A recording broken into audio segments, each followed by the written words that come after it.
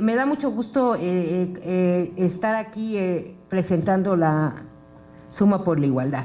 En un día simbólico, ¿no? Hace 11 años, exactamente el 24 de abril del 2007, se aprobaba en la Asamblea Legislativa modificaciones al Código Penal y a la Ley de Salud Local para la interrupción legal del embarazo, que bueno, está aquí Rebeca, como ella lo dijo, GIRE es una de las organizaciones que más impulsó esta agenda, y pues bueno, qué bueno que estamos aquí presentando Suma por la Igualdad, celebrando 11 años de esto que tiene que ver con Suma con la Igualdad, ¿no? Exactamente en esta agenda como muy prioritario. Lo otro es que naturalmente, y es evidente por lo que ustedes oyeron anteriormente, me da muchísimo gusto estar con Gendes, estar con Mauro, estar con Patricia y con toda la gente que integra esta organización. Tenemos una alianza de trabajo de muchísimos años, ¿no? Y además me da muchísimo gusto tener la oportunidad, desde donde esté siempre, trabajar con ellos y trabajar en esta agenda, que es una agenda de discusión, ¿no? Y para mí una agenda, digamos, prioritaria últimamente. No voy a… Lo bueno de ser al final es que ya les puedo decir, pues ya lo dijeron todos y acompañó todo lo que han dicho aquí en esta mesa, ¿no? Nada más señalaría algunos puntos y compartiría algunas cosas con ustedes. La primera es que es necesarísimo generar este tipo de documentos. ¿Qué es importante? Es decir, en general, desde las organizaciones defensoras y que promueven los derechos humanos, ¿no? Es muy importante tener los espacios, hacerse los espacios y las complicidades para sistematizar el trabajo. Porque finalmente aquí no viene lo que ha hecho Gendes, pero esto es producto de lo que Gendes hace en las secundarias en Tlaxcala, de lo que Gendes hace con personal de la Administración Pública de Guanajuato, ¿no? Básicamente de un trabajo de todos los días que lo que quiere es colocar esta agenda, ¿no? Y entonces es una organización que combina, es decir, que no surge de teorizar nada más, sino de un trabajo a todo terreno que da sustento a esto. Entonces, difícilmente en las organizaciones se tiene el tiempo, a veces, y los recursos mucho más, estamos más bien viviendo al día, ¿no? Para poder sentarse, para poder trabajar sobre una agenda que lo que hace es caminar al suicidio. Porque finalmente lo que las organizaciones, cuando hacemos incidencia en política pública, estamos es caminar a que no se nos necesite, a que estén políticas públicas, a que esto sea exactamente cuando logremos el cambio cultural. ¿Qué hacemos? ¿No? Y entonces creo que esa es la nobleza, lo que tiene que ver con la generosidad de lo que hagamos, y es por eso muy importante este tipo de documentos, ¿no? Aquí hay una agenda súper clara que ustedes lo van a ver cuando lo descarguen, ¿no? Que tiene básicamente va sobre los ejes transversales que ya mencionaron, y va sobre esos ejes armando estrategias y definiendo, pues acá se puede hacer esto, acá podemos avanzar en lo otro, y esto está así como muy bien como para dárselo a todos nuestros candidatos y candidatas, no nada más a las administraciones, sino a los legislativos, en el caso de nuestra ciudad a los concejales, ¿no?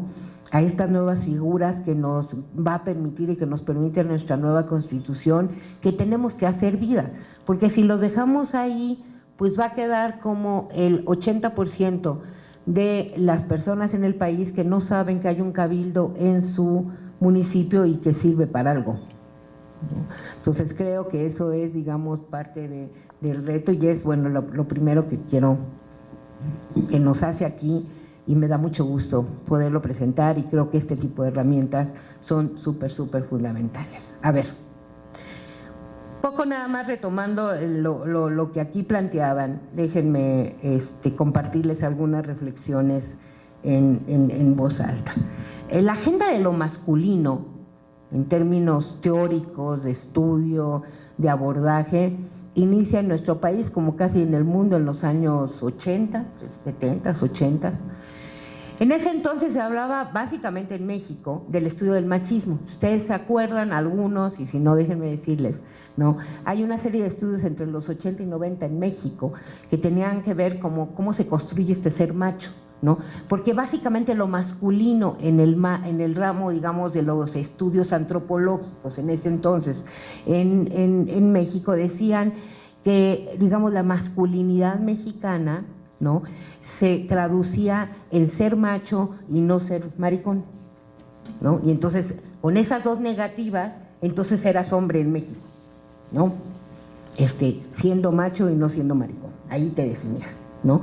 Y entonces tienes una serie de estudios, algunos de los que yo leí primero, por ejemplo, en la construcción de masculinidad en el Pedregal de San Francisco, no acá en el Pedregal, más no de San Francisco, esos son los ricos, en el Pedregal de Santo Domingo, ¿no? En la construcción igual de estas, digamos, con gente y estudios con hombres en ese entonces.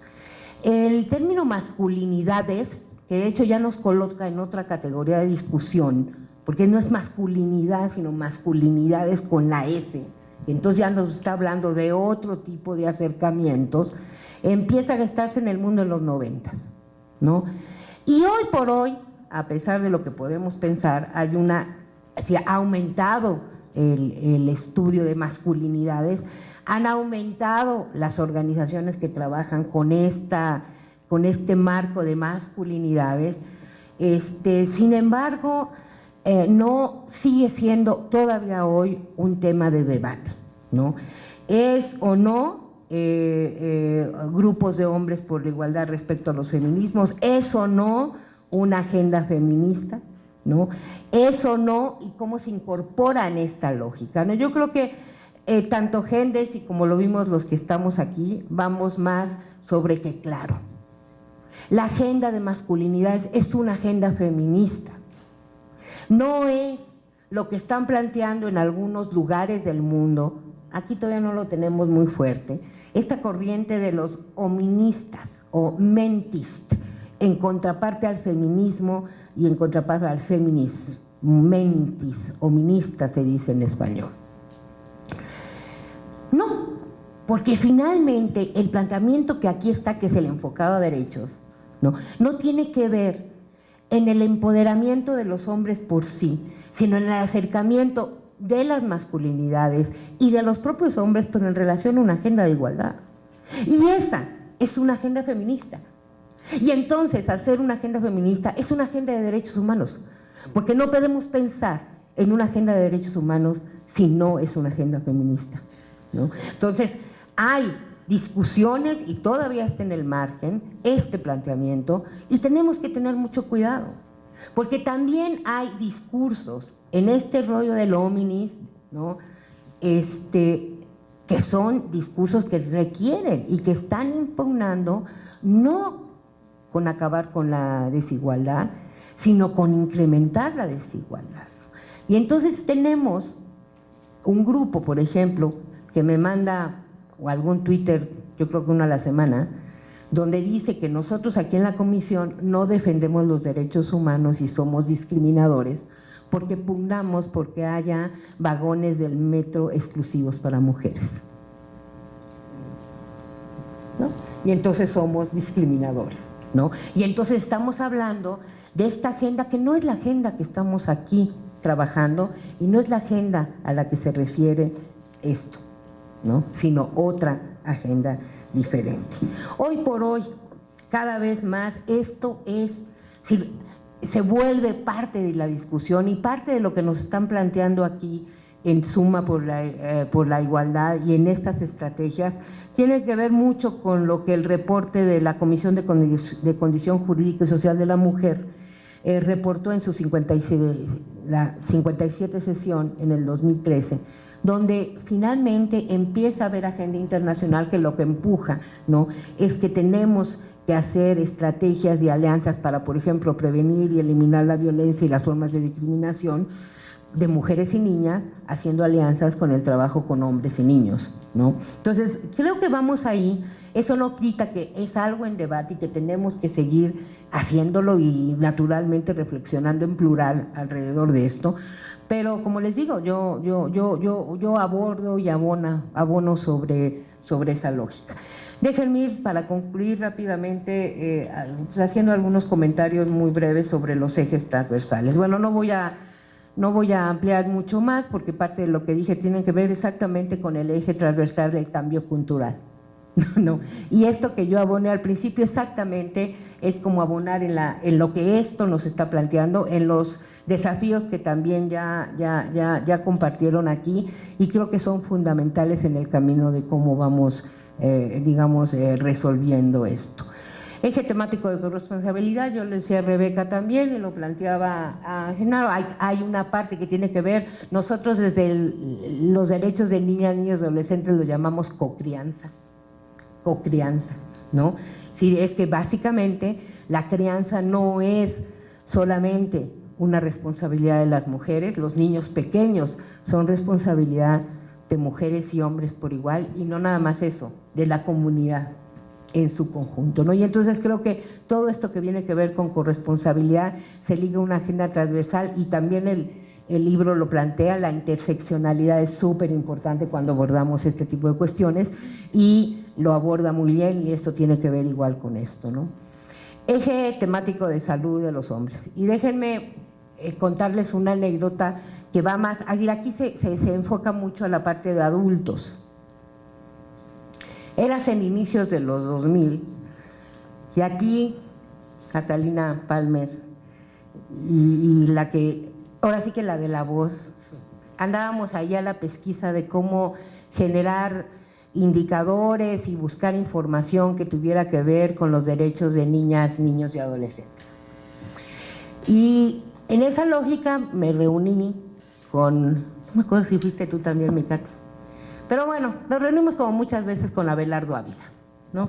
En ese entonces, naturalmente, cuando estábamos construyendo este sistema de indicadores que aún persiste, que se llama La Infancia Cuenta, y de la cual también, aunque no lo crean, aquí Mauro estuvo y Patti estuvieron en la creación de lo que fue esa plataforma única y primera de evaluación de derechos de niño.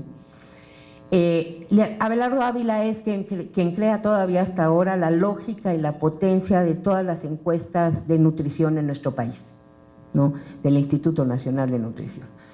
Entonces llegamos, bueno, yo llegué, ya ni me acuerdo si iba con Catino o no, y le planteé, a ver, necesitamos, básicamente ya lo que queríamos es que todos nuestros indicadores tuvieran perspectiva de género, ¿no?